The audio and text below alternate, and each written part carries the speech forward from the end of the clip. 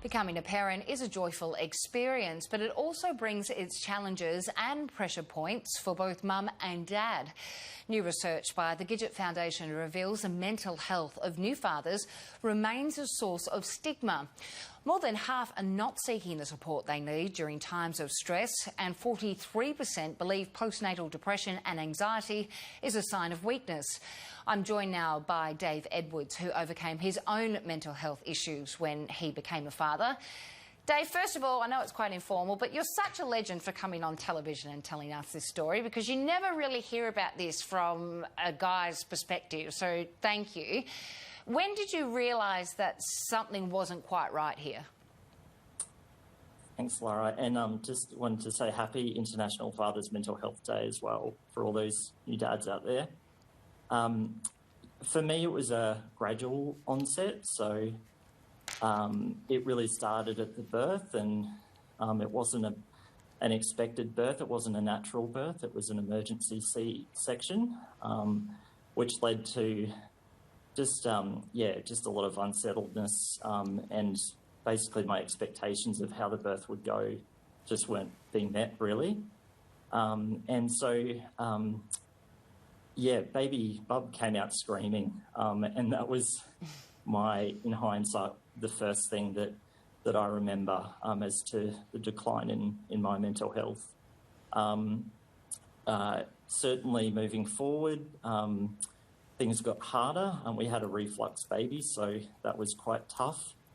It all sort of came to a head sort of 2 to 3 months after the birth, when we were just struggling to settle our bub, and I just couldn't cope with it anymore. So I ended up screaming my head off at him, and it was at that time that I knew I needed to get some help. So I went to see the GP. Oh, those things are just so tough, aren't they? Who did you tell in your own social circle or family circle? Did you feel you could tell anyone? No. Well, that was the thing. I thought that mental illness around the birth of a baby was only a mum's thing, so I wasn't aware. I just internalised everything.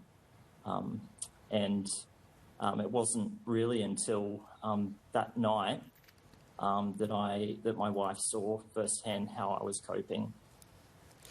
When you internalised, how did that play out in your day to day?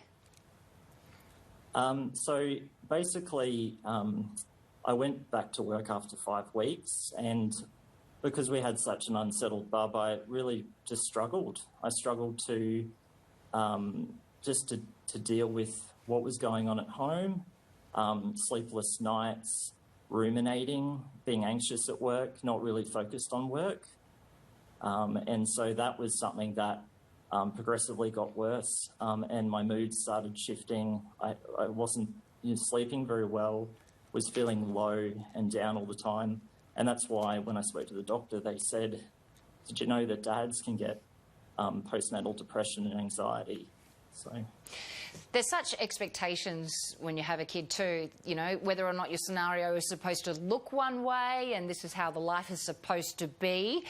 When the reality doesn't match the expectation, what are you left with? Yes. I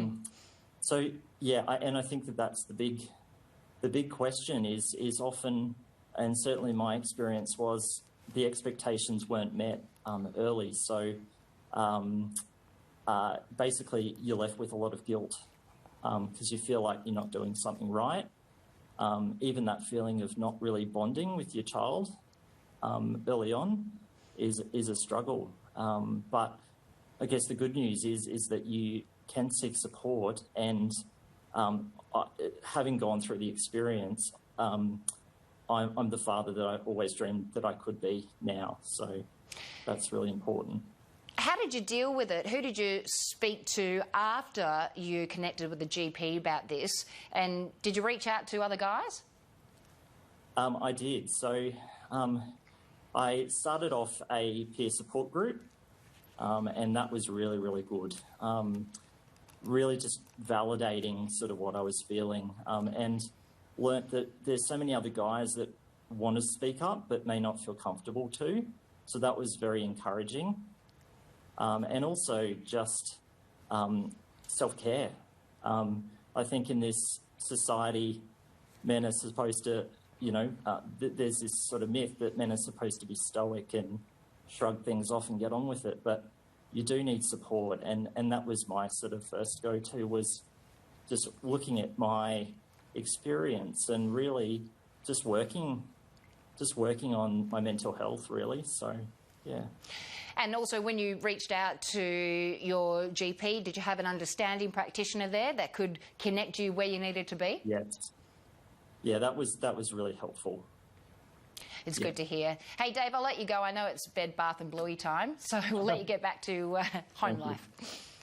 Thanks so much. Thanks for having me. And if you need information or support, you can contact Beyond Blue on 1300 22 4636. Or if you or someone you know is experiencing distress, please contact Lifeline on 13 11 14.